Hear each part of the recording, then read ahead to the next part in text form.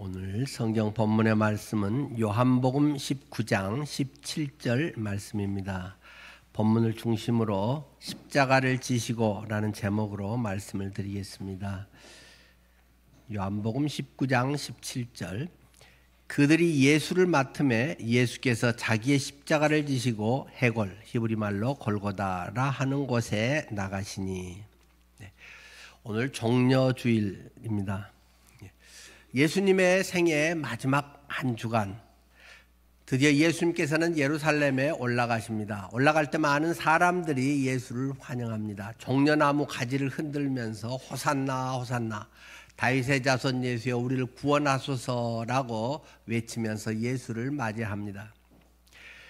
그런데 그들의 한 주간 사이에 그들의 여러 가지는 완전히 돌변하게 되고 예수를 십자가에 못 박아 죽여라 해서 예수를 죽이는 그 사건, 이 마지막 한 주간에 급변하는 부분을 우리는 종려주간, 고난주간 이렇게 정해서 그것을 더욱 기억하자고 하는 것입니다. 예수님께서 십자가를 지시기 위해 예루살렘에 이제 올라가셨습니다. 드디어 예수님께서는 예루살렘 성문 밖에 나오셔서 십자가를 지시고 해골이라고 하는 곳, 골고다라고 하는 곳 또는 라틴어로는 갈보리라고 하는 곳으로 예수님이 가셨다라는 것을 우리는 잘 알고 있습니다. 예루살렘 성은 어떤 산 위에 지어져 있는 걸까요? 옛날에 요새처럼 성을 쭉 쌓아서 그 적의 침입을 막고 그랬잖아요. 예루살렘 성이 있는 곳, 오늘 성경을 좀 찾아서 여러분들이 직접 확인들을 하시면 더 많은 도움이 되겠어요. 역대하 3장 1절 말씀입니다. 볼펜으로 책에도 쓰시기도 하고 여러분들 할 수 있는 대로 거기에 직접 여러분들의 내용 기록들을 남겨놓으시면 훨씬 유익할 것입니다. 역대하 3장 1절 솔로몬이 예루살렘 모리아 산에 여호와의 전 건축하기를 시작하니 그곳은 전에 여호와께서 그의 아버지 다윗에게 나타나신 곳이요 여부스 사람 오르난의 타작 마당에 다윗이 정한 곳이라.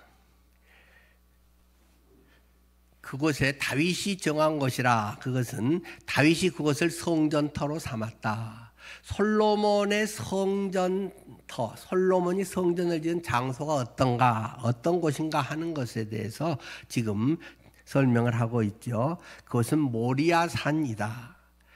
솔로몬의 성전터다. 그리고 거기에서 하나님이 전에 그 다윗을 만나셨던 그러한 아주 깊은 은혜의 장소였다.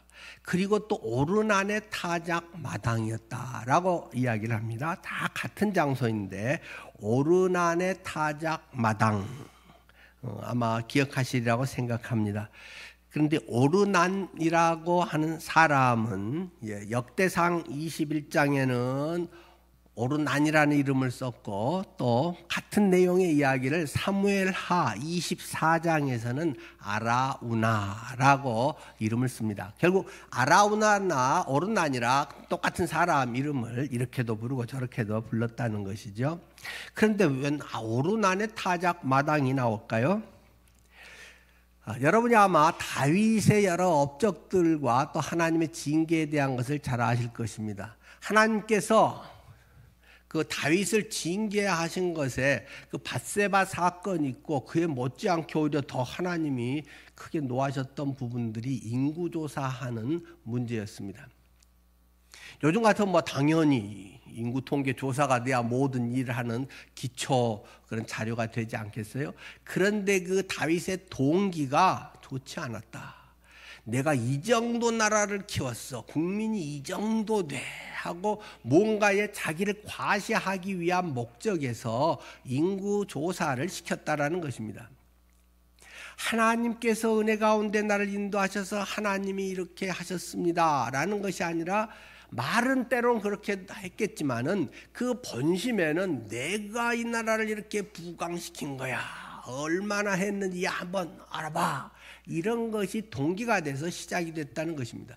그래서 하나님이 그것을 매우 진노하시고 심판을 하게 됩니다. 그래서 그들에게 전염병을 부었다. 그래서 전염병, 3일간의 전염병으로 인해서 많은 백성이 죽어갑니다.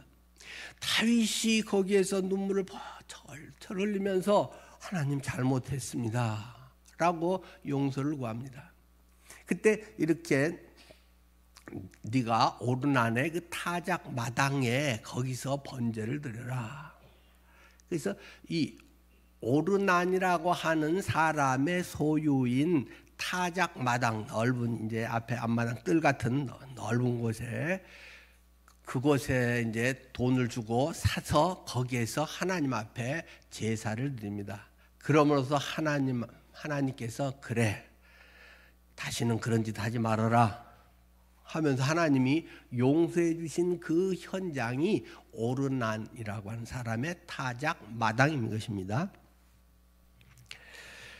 예루살렘 성은 모리아산, 거기에 지어진 성이고 거기에 솔로몬의 성전을 지은 곳입니다.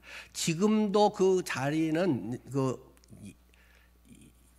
예루살렘 사진에서는 랜드마크로 제일 많이 나온 게 그 황금 돔으로 되어 있는, 실제 황금은 아닙니다만 동판입니다만은, 그곳에 해가 비치면 반짝반짝하고 제일 가운데 위에 돔 동그랗게 돼서 그 팔각형으로 지어진 그 있지 않습니까? 그 오마르 사원이라고 하는데요.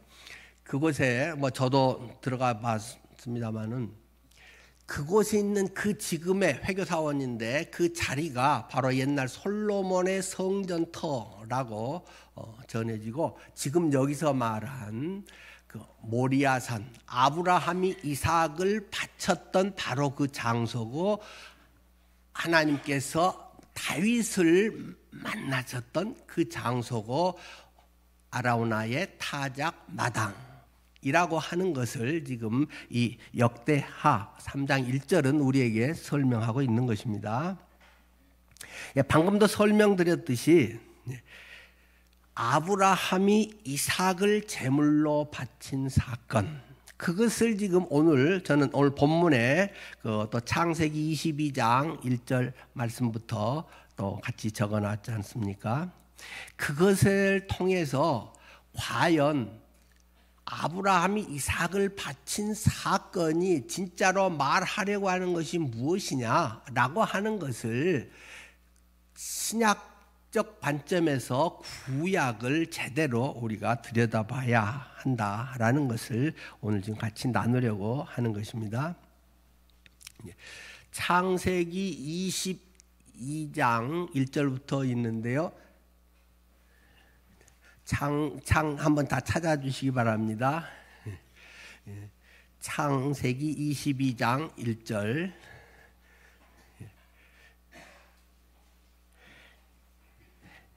창으로 이들이 무슨 짓을 지금 하려고 하는 거야? 뭐 그렇게 해서 창세기 22장 이삭 바친 사건, 창으로 이들이 지금 아브라함과 이삭이 무슨 지금 일을 하고 있는 것이죠? 창세기 22장 1절 말씀부터, 그 일 후에 하나님이 아브라함을 시험하시려고 그를 부르시되 아브라함아 하시니 그가 이르되 내가 여기 있나이다. 여호와께서 이르시되 내 아들 내 사랑하는 독자 이삭을 데리고 모리아 땅으로 가서 내가 내게 일러준 한 산 거기서 그를 번제로 드리라. 아브라함이 아침에 일찍이 일어나 나귀의 안장을 지우고 두 종과 그의 아들 이삭을 데리고 번제에 쓸 나무를 쪼개어 가지고 떠나 하나님이 자기에게 일러주신 곳으로 가더니 제3일에 아브라함이 눈을 들어 그곳을 멀리 바라본지라. 이에 아브라함이 종들에게 이르되 너희는 나귀와 함께 여기서 기다리라. 내가 아이와 함께 저기 가서 예배하고 우리가 너희에게로 돌아오리라 하고, 아브라함이 이에 번제 나무를 가져다가 그의 아들 이삭에게 지우고 자기는 불과 칼을 손에 들고 두 사람이 동행하더니 이삭이 그 아버지 아브라함에게 말하여 이르되 내 아버지여 하니 그가 이르되 내 아들아 내가 여기 있노라. 이삭이 이르되 불과 나무는 있거니와 번제할 어린 양은 어디 있나이까? 아브라함이 이르되 내 아들아 번제할 어린 양은 하나님이 자기를 위하여 친히 준비하시리라 하고 두 사람이 함께 나아가서 하나님이 그에게 일러주신 곳에 이른지라.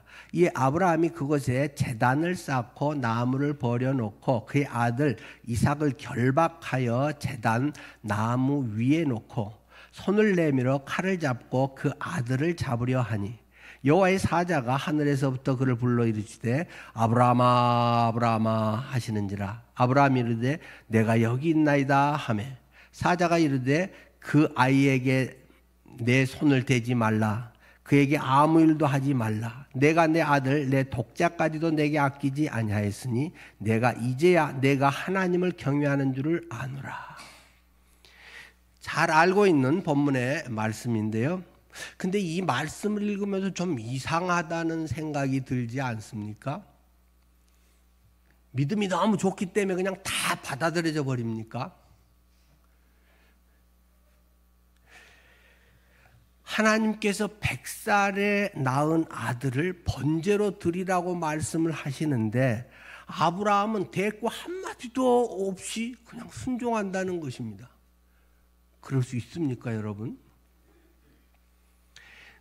그것을 보여주는 것이 아침에 일찍이 일어나서라는 부사를 일부러 일찍이, 그래도 꼭 또 새벽에 일찍이 데리고 간다는 것입니다. 우리가 하기 싫은 것 있으면 할 수 있는 대로 미적미적하고 안 하려고 하고 무슨 건수 찾으려고 하고 핑계댈 거리 찾는 것이 우리들의 마음인데 자기 아들 독자를 100살에 낳은 그 아들을 잡아 죽여라 라고 말하는데 무슨 좋은 일 났다고 새벽부터 깨워가지고 다 준비시켜가지고 간단 말입니까?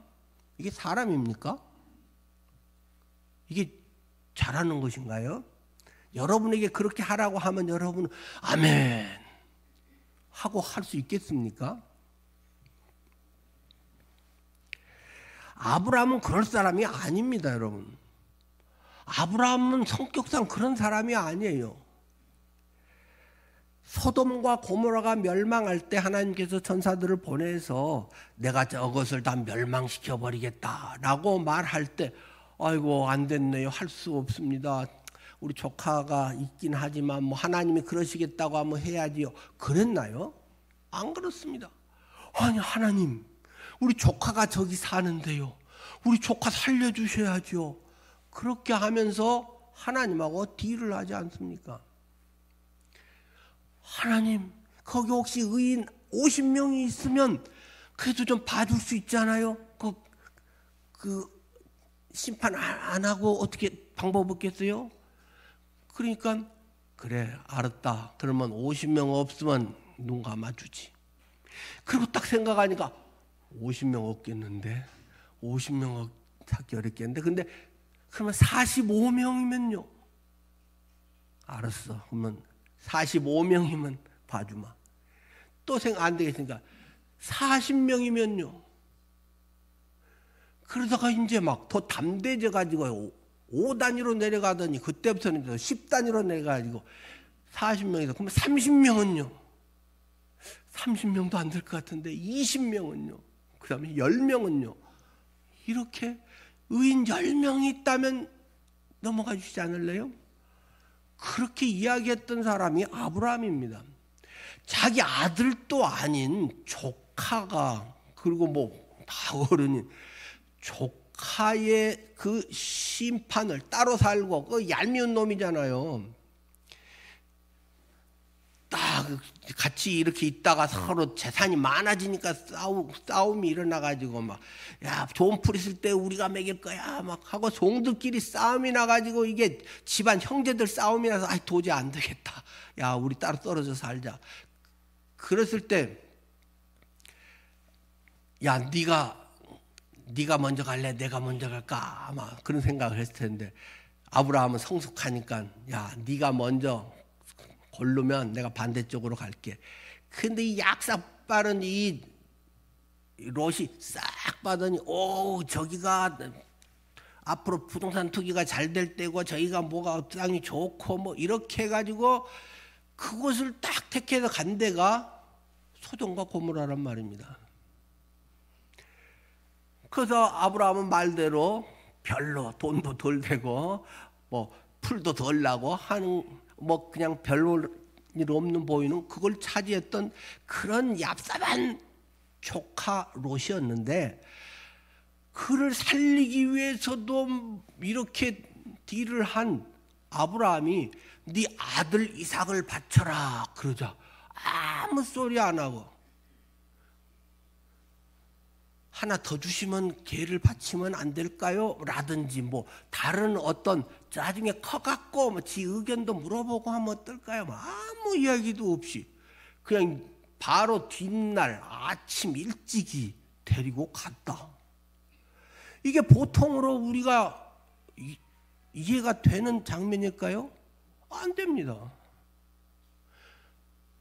자, 그런데 이 본문을 우리가 쭉 자세히 들여다볼 필요가 있죠. 아브라함은 수시로 제사를 드렸던 사람입니다.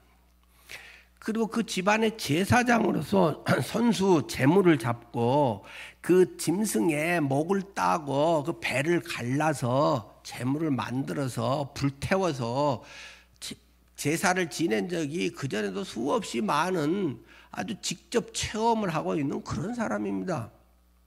그런데 뭐 양, 소, 뭐 좀 더 비싼 뭐 이런 것도 아니고 내 아이를 잡아서 죽이라고 하는 것에 대해서 이런 방구 말이 없다는 것입니다.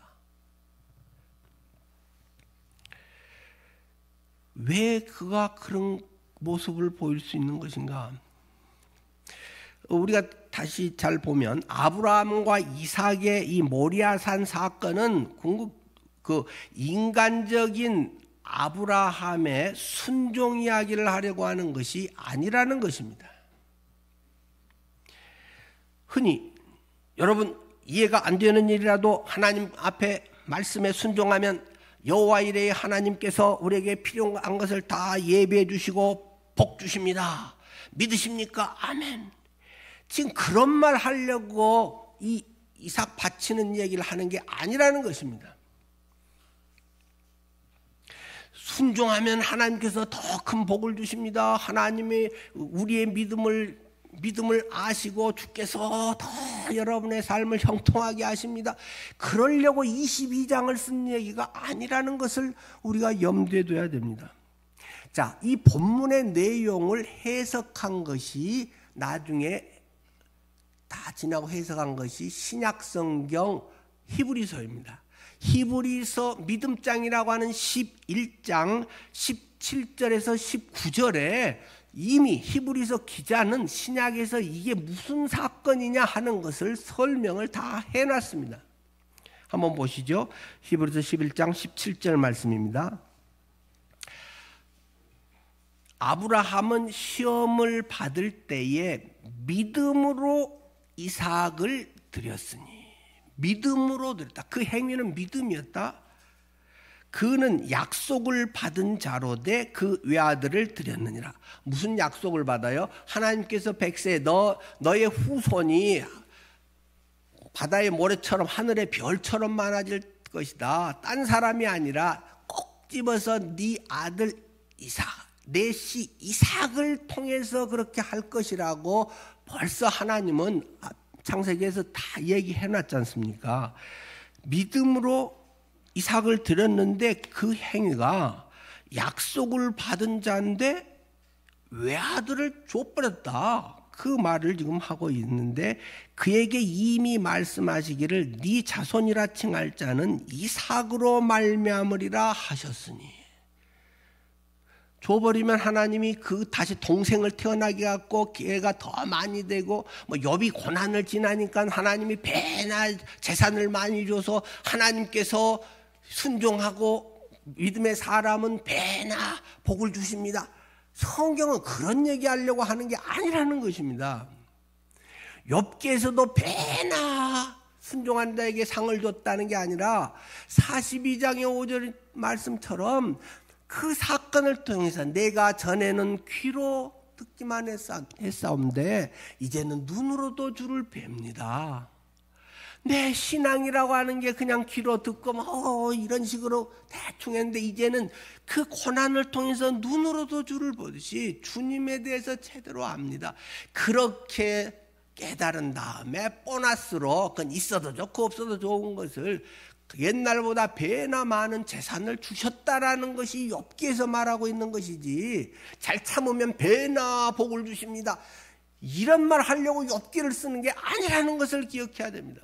오늘 본문에서도 마찬가지입니다. 히브리서 기자는 이야기하기를 네 자손이라 칭할 자는 이삭으로 말미암으리라. 이삭 동생이 어쩌고 저쩌고 그런 얘기 없고 바로 그 이삭, 그 애를 통해서 네 자손이 이렇게 번성하게 된다.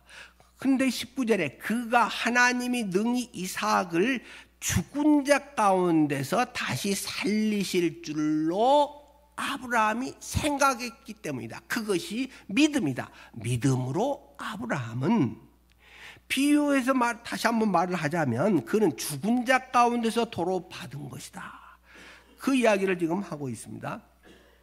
이삭은 죽은 자 가운데서 죽었다가 살아난 셈이다. 죽은 목숨이었다가 다시 부활한 것과 같은 것이야 라는 이야기를, 그것이 믿음이다 라고 지금 믿음장에서는 설명하고 있다는 사실입니다.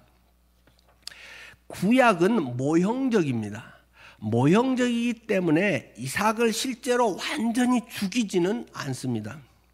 죽기 직전에 구사일생으로 풀려나게 했지만 그는 이미 죽었다가 살아난 셈입니다. 성경에 예수님이 부활의 첫 열매고, 우리 성도들은 이제 예수님의 부활 하나가 된 그런 부활의 사람들이라고 말하고 있잖아요. 예수님은 아직 2000년 후에 오실 분이기 때문에 부활이, 죽었다가 살아나는 부활의 그 모습을 그대로 재현을 해줄 수는 없고, 그 죽은 것과 같은 것이다라는 것을 지금 모형적으로 그림자로 보여주고 있다라는 것입니다. 자, 4절에 보면 제3일을 갔다. 3일 동안 걸어가서 모리아산으로 갔다라고 말합니다. 제3일, 우리가 너무 번쩍 떠오르는 게 있잖아요. 예수님이 십자가에서 못 박혀 죽으시고 제3일에 부활하셨다. 3일은 예수님이 죽은 기간입니다. 3일간을 아브라함과 이삭이 갔다고 하는 것은 벌써 이삭은 죽은 목숨이라는 말입니다. 어디서 어디까지 갔어요? 이 22장 1절을 시작하면서 무슨 단어가 맨 앞에 있습니까? 이 일 후에 라고 기록되고 있습니다. 이 일은 무엇입니까? 바로 앞에 21장에 나와 있죠. 21장이 무슨 사건입니까? 바로 우물 때문에 싸움이 났다는 것입니다. 거기서는 우물이 굉장히 귀한 재산인데, 물 귀한 그런 중동 지역에서 샘을 봤더니 딴 놈들이 와서 그걸 자꾸 찾아 지들이 뺏으려고 한단 말입니다. 힘 있는 것들이 자꾸 이렇게 하려고 한단 말입니다. 그 그랄리라고 하는 지역에 아브라함의 그 우물을, 그랄리라고 하는 곳에 그 사람들이, 군사들이 아브라함 힘으로 밀어붙여 가지고 뺏으려고 했다는 것입니다. 그러한 상황 속에서 분쟁이 일어났는데, 하나님께서 그 그랄 왕 아비멜렉은 개인의 이름이 아니고 그 대통령 이런 식의 이름입니다. 그랄 왕의 그 최고 통치자 이름을 아비멜렉, 우리나라 같으면 대통령, 대만 같으면 총통, 이런 식의 이제 왕, 이런 식의 명칭이 아비멜렉이고 개인 이름은 아닙니다. 아비멜렉하고 국방부 장관이 빌로 왔다는 것입니다. 한밤에 하나님이 니들이 아브라함이 누군 줄 알고 함부로 하는 거야, 이것들 가서 빨리 썩 빌지 못해. 그래가지고 쫄아가지고 와서 아비멜렉하고 군대 장관이 미안해, 우리 좀 화해 언약을 맺읍시다. 그래가지고는 이 이제 재물을 놓고 화해해서 다시는 우리가 네 거 안 뺏을게. 그리고 니도 우리 너무 미워하지 말고 노여움 풀어. 이렇게 해서 서로 언약을 맺고 그곳 이름을 부엘세바라고 했다. 그 이야기가 지금 바로 옆에 있는 것입니다.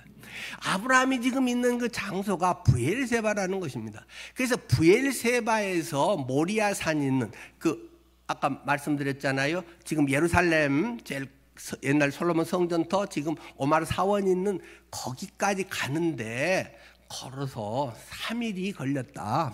그 말을 지금 하고 있는 것입니다. 그런데 딱 모리아 산에서 제단 위에 딱 칼이 내려치려는 때만 죽는 게 아니고 벌써 아브라함 마음에는 스케줄이 쫙 내가 이렇게 해서 데리고 가서 이렇게 해서 그곳에서 너를 하나님 앞에 번제로 바쳐야 돼. 벌써 아브라함에게는 딱 그 섭리의 스케줄이 짜져 있는 것이고 벌써 부엘세바 자기 집에서 첫 발을 내딛는 순간부터 이삭은 죽은 목숨이라는 것입니다. 단지 그 거리가 하루 길이면 하루 후에 죽을 것이고 7일 길이면 7일 후에 죽을 것인데 3일 길이어서 3일 후에 죽는 것이고 이미 이삭은 죽은 목숨이다. 그래서 그 3일 길을 갔다라고 하는 것을 지금 말하고 있는 것입니다.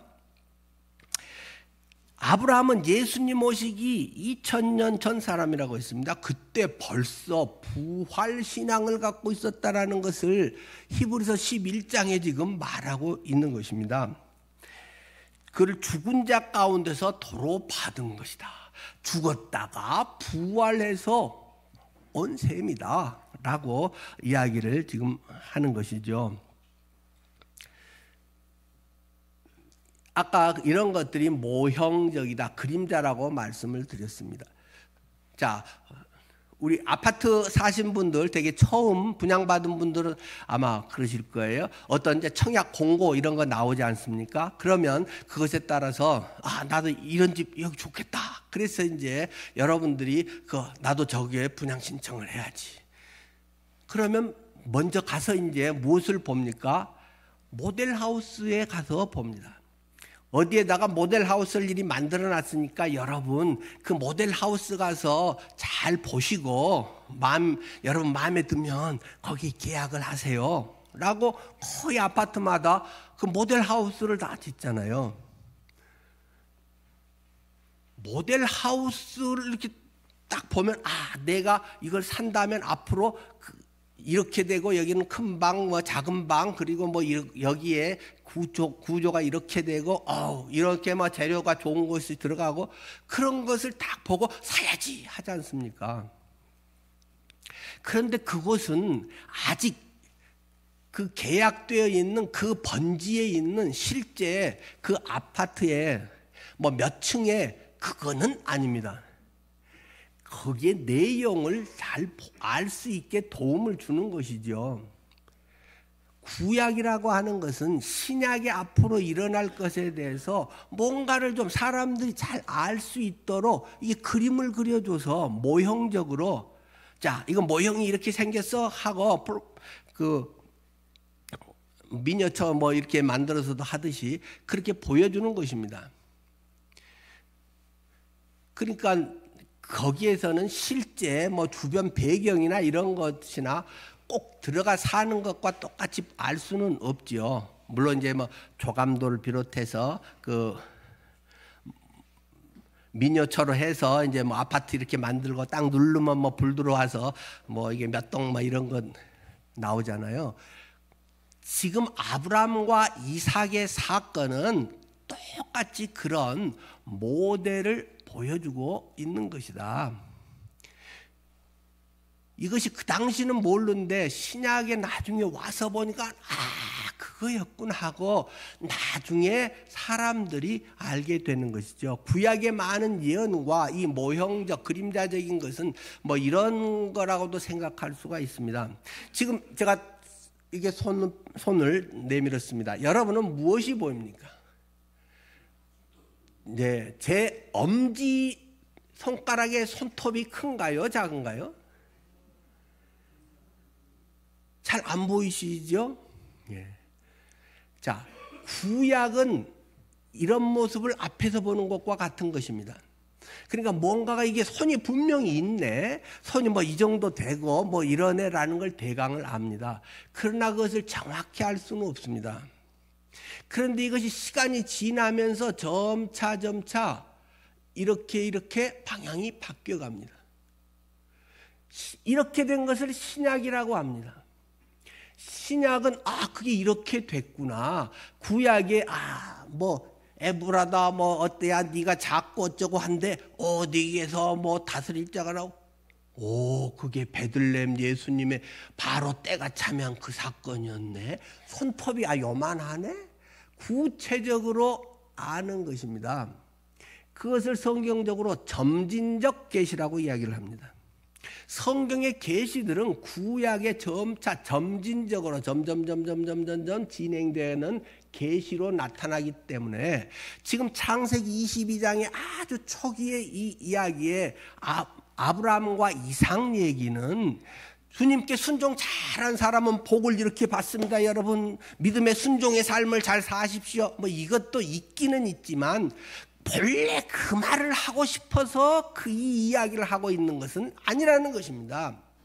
예수 그리스도의 십자가의 사건으로 그 부활로 인해서 사람들이 구원을 받고 하나님이 어떤 분이고 하나님이 예비하시고 하나님이 어떻게 일하시는가를 말해주고 싶은 것이 말해줘도 못 알아듣기 때문에 이러한 사건적 롤플레이를 하는 것이 바로 이런 사건, 구약의 사건이라고 하는 것을 염두에 두고 읽으셔야 한다는 말입니다. 자, 다시 창세기 22장 13절 14절로 돌아가 보겠습니다. 창세기 22장 13절 아브라함이 눈을 들어 살펴본 즉 한 숫 양이 뒤에 있는데 뿔이 수풀에 걸려 있는지라 아브라함이 가서 그 숫 양을 데려다가 아들을 대신하여 번제로 드렸더라. 아브라함이 그 땅 이름을 여호와 이레라 하였으므로 오늘까지 사람들이 이르기를 여호와의 산에서 준비되리라 하더라. 여기서 여호와 이레라고 하는 우리가 잘 알고 있는 이 히브리어 단어가 나옵니다. 이것이 지명이 됐다. 그 지역을 여호와 이레라고 불렀다. 그러니까 지금 성전 모리아산 이삭을 바친 그 자리, 그곳이 여호와 이레다. 솔로몬 성전이 지어진 곳이 여호와 이레다.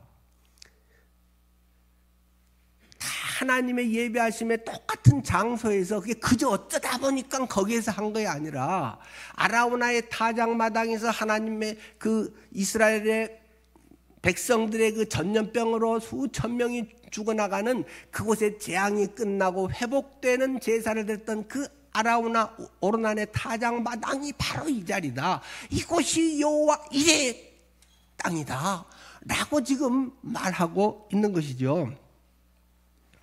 여호와 이레라는 말은 그대로 하나님이 준비하신다, 하나님이 예비하신다라는 뜻입니다. 14절에 오늘날까지 사람들이 이르기를 여호와의 산에서 준비되리라고 전해지고 있다라는 것입니다. 아까 아브라함은 언제 사람이라고 했습니까? 기원전 2000년 무렵의 사람입니다. 이 창세기를 기록한 사람은 누구입니까?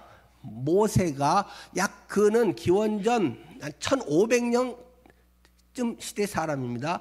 아브라함에서 모세는 약 500년의 시간이 있고 아브라함의 그 사건이 지금 모세가 기록한 오늘날까지 500년 이상을 그 이야기가 책도 없는 시대에 전해지고 해서 계속 사람들이 그것을 기억하고 있다.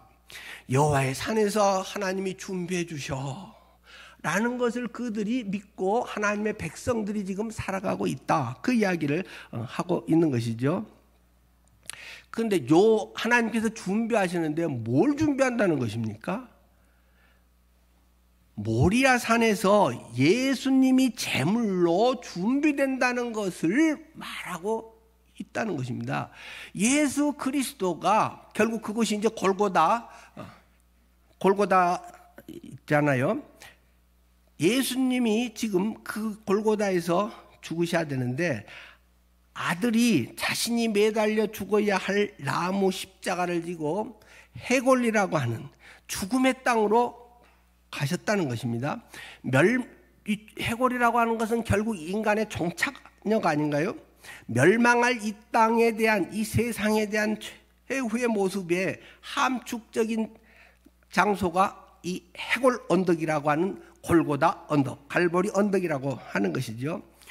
이삭이 모형적으로 보여주듯이 성부 하나님의 말씀에 따라서 성자 예수님이 그 길을 갔고, 성부 하나님은 칼을 받는 그 십자가의 순간까지 묵묵히 주님과 동행해서 갔다라고 하는 것을 이야기하고 있습니다. 자, 좀 더 그것을 자세히 보면 아까 봤던 22장 6절 창세기에 보면 아들 이삭과 아버지 아브라함이 모리아 산을 향해 동행하고 있다라고 표현하고 있습니다. 그런데 6절에 조금 더 명확하게 그게 나와 있죠. 아브라함이 이에 번제 나무를 가져다가 그의 아들 이삭에게 지우고 자기는 불과 칼을 손에 들고 두 사람이 동행하더니, 아버지 아브라함이 재물을 태워 죽일 나무를 누구에게 지웠다고요? 이삭 아들에게 지웠다는 것입니다. 성부 하나님이 예수님을 죽일 나무 십자가를, 예수가 나무 십자가를 지고 가서 거기 못 박혀 죽는단 말입니다. 자기가 죽을 나무를 짊어지고 모리아산 골고다 그곳에 오르고 있는 아들과 누가 동행하고 있는가? 아버지인데 그 아버지는 뭘 들고 있느냐? 불과 칼을 든 아버지다 라고 기록하고 있습니다. 그냥 사랑의 아버지가 아이고 어루만지면서 어떻게 조금만 참어 뭐 이런 정도로 아니라 불과 칼을 들고 아버지가 동행하고 있다. 예수님께서 십자가를 지시고 모리아산 골고다를 오르는 그 길에 누가 함께 하신다는 것입니까? 심판의 불과 심판의 칼을 드신 하나님 아버지가 아들과 동행하고 있다는 것입니다. 십자가의 그 현장, 우리는 자칫 눈에 보이는 그것만 보기 때문에 예수님이 저렇게 많이 맞아서 어떻게 피가 저렇게 많이 쏟아져서 어떻게 가시관을 써서 얼마나 아프셨을까만 보게 되지만, 그 자리에는 동일하게 아버지 하나님이 그 피눈물을 흘리며 보고 계신다.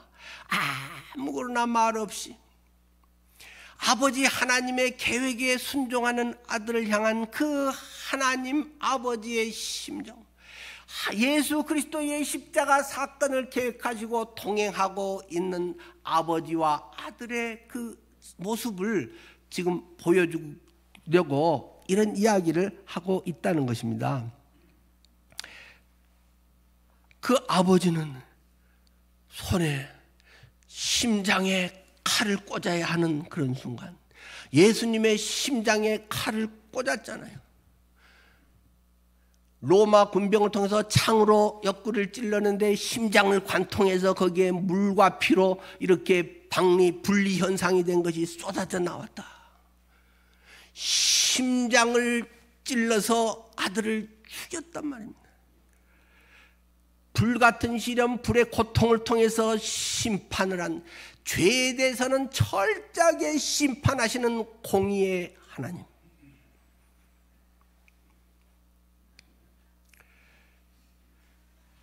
아들과 동행하는 하나님은 죄에 대해서는 그 대가를 철저하게 지불하지 않고는 말로는 괜찮아, 앞으로 잘해 하고 뭐 잘못하면 엄마가 뭐 좀 타일르고 말고 하듯이 그런 게 아니라는 것입니다.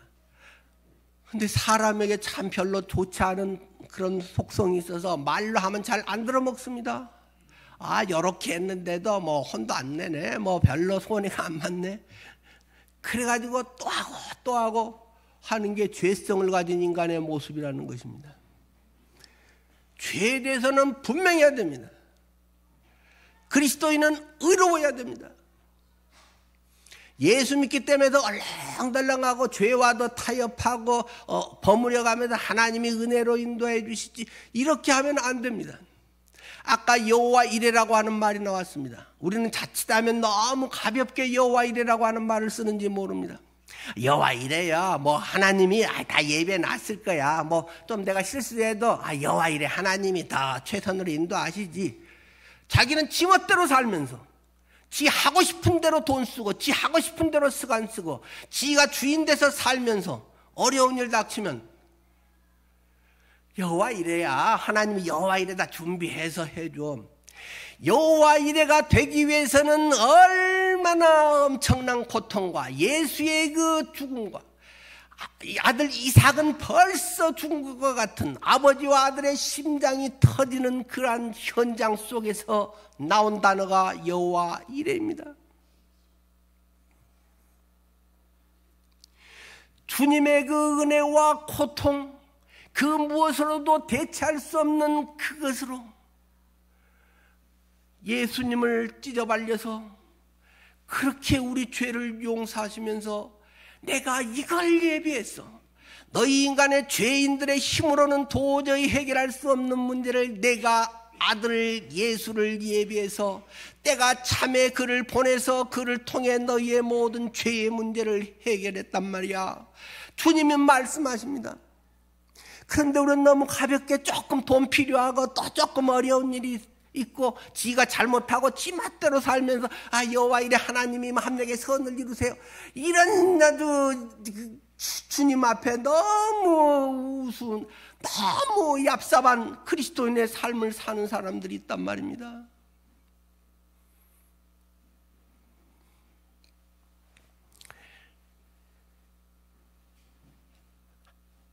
기독교는 하나님의 은혜로 이루어진 것입니다.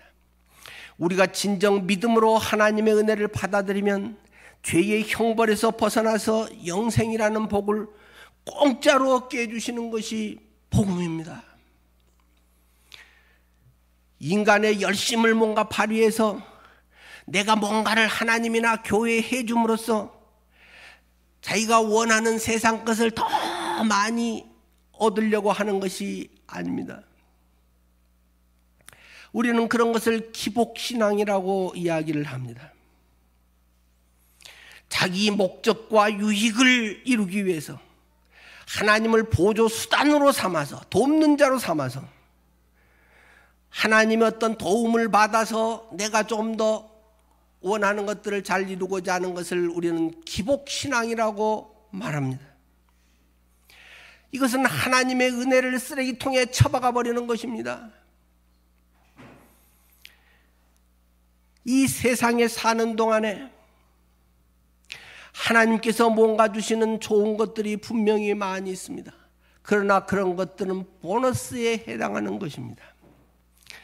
그런 것이 있으면 좋고 없어도 괜찮은 것입니다. 우리는 이미 우리 평생에 다 갚을 수 없는, 감당할 수 없는 은혜를 다 이미 받았습니다.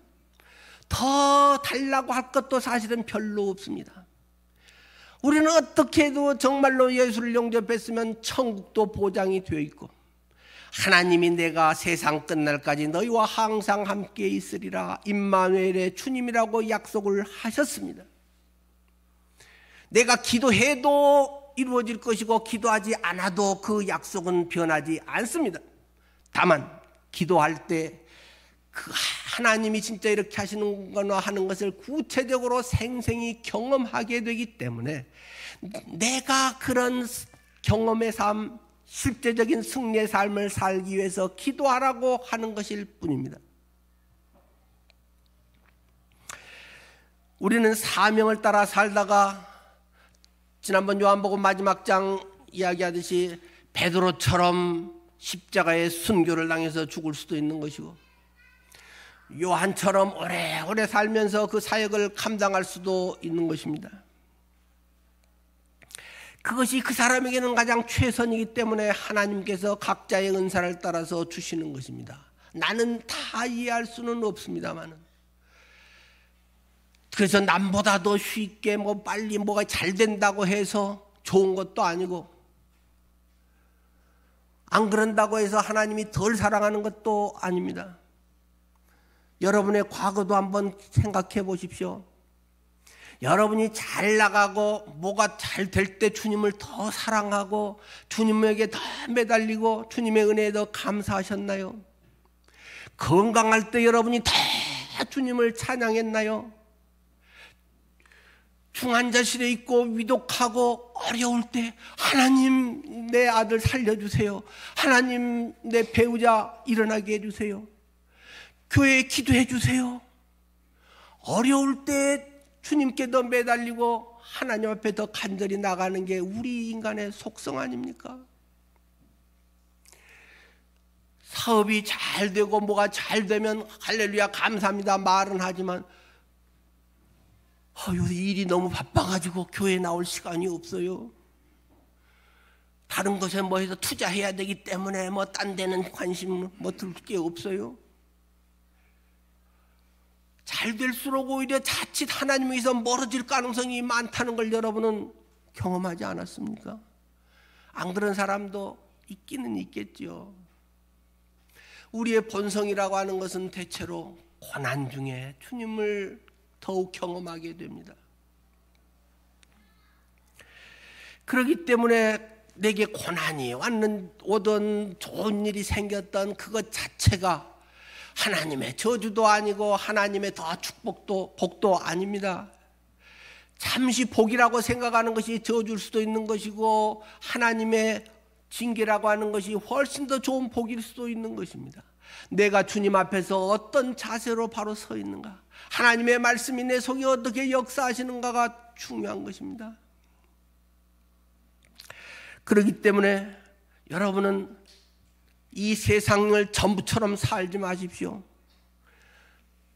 하늘에 소망을 두고 하늘에 상급이 있음도 기억하십시오.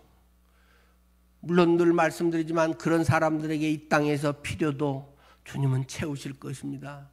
내가 생각한 것 이상으로 주님께서는 더 많은 것을 주시기도 하실 것입니다. 그러나 그것은 사람마다 다르기 때문에 우리는 잘 알 수 없습니다. 그런데 주님은 직접 우리에게 이런 말씀을 남기십니다. 이런 너희가 은혜를 받았는데,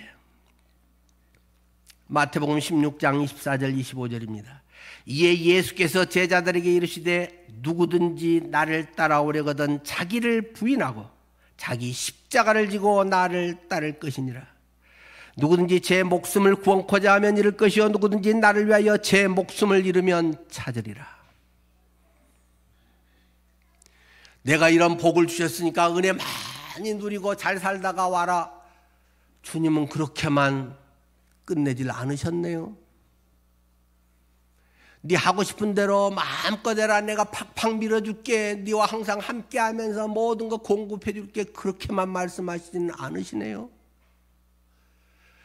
네 인생의 주인이 누구인지를 기억해라. 언제 네가 하나님 앞에 설 날이 다가오는지 그날이 될지 기억해라. 주님은 우리에게 경고도 하십니다. 우리의 살아가는 동안에 누구든지 나를 따르려거든 날마다 자기 십자가를 지고 나를 좇을 것이니라. 네 목숨을 구원하고 해서 네 유익된 것만을 이렇게 하면 살고 울타리 쳐가지고 네 그것만을 구하고자 하면 한 방에 날아가는 수가 있다. 부도 나는 수가 있다. 건강이 한 방에 꺾여버리는 수도 있다. 가족에게 무슨 불의의 재난이 있을 수도 있다. 자기 목숨을 구원하고자 아둥바둥 그걸 인생의 목적으로 사는 사람은 잃을 것이요 누구든지 나를 위하여 자기 목숨을 잃으면 찾으리라. 주님의 은혜를 기억하면서 주님은 정말 가장 좋으신 분이요, 주님은 나를 사랑하시는 분이요 최선의 것으로 인도하시는 분이심을 믿고, 물론 때로 다 이해하지는 못하지만 그래서 주님을 위해서 목숨을 잃고자 하면 오히려 찾으리라. 주님의 이 약속이 괜한 얘기가 아니라는 사실을 기억하십시다. 십자가를 지는 삶, 진정으로 우리가 복음을 깨달으면 구원해 주신 그 대가나 의무감 때문이 아니라 주님의 그 사랑에 감격해서 하게 되는 것입니다. 내 생명의 은인이신 그분의 은혜가 더욱 크게 느껴지기 때문에 그런 삶을 살고 싶어지는 것입니다. 오늘 우리가 내게 임하신 하나님의 은혜 책을 마지막 책거리를 합니다. 거기에서 계속 강조하는 것은 무엇입니까? 이러기 때문에 뭘 해야 한다가 아닙니다. 하고 싶어지는 것입니다. 하지 말라고 해도 하고 싶어지는 것입니다. 사랑하면 말려도 하고 싶어지는 것입니다. 주님을 위해 살고 싶어지는 것입니다. 뭔가를 주님을 위해서 하고 싶은 마음이 내 속에서 우러난다는 것입니다.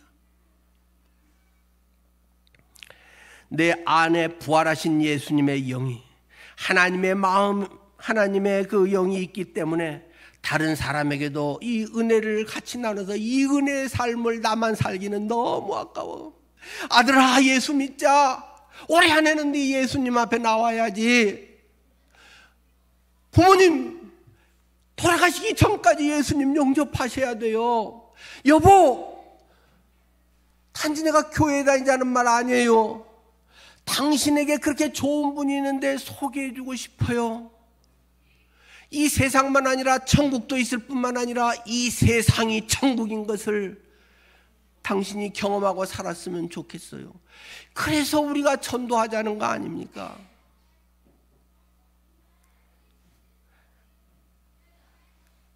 이것이 그리스도인의 삶의 모습입니다.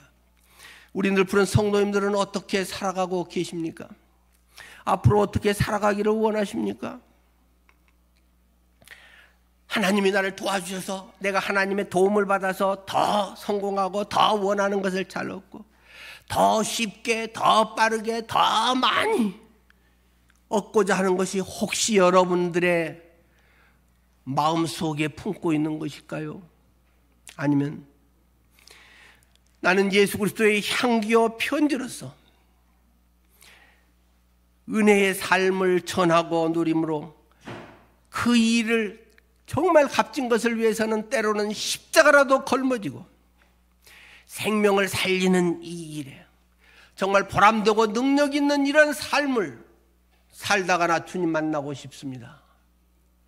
다른 사람들이 내가 네 때문에 살았어, 내 인생이 새로워졌으라고 고마워 라고 말할 친구들이 있기를 바랍니다. 그런 것이 우리의 삶의 모습 아니겠습니까? 기도하겠습니다.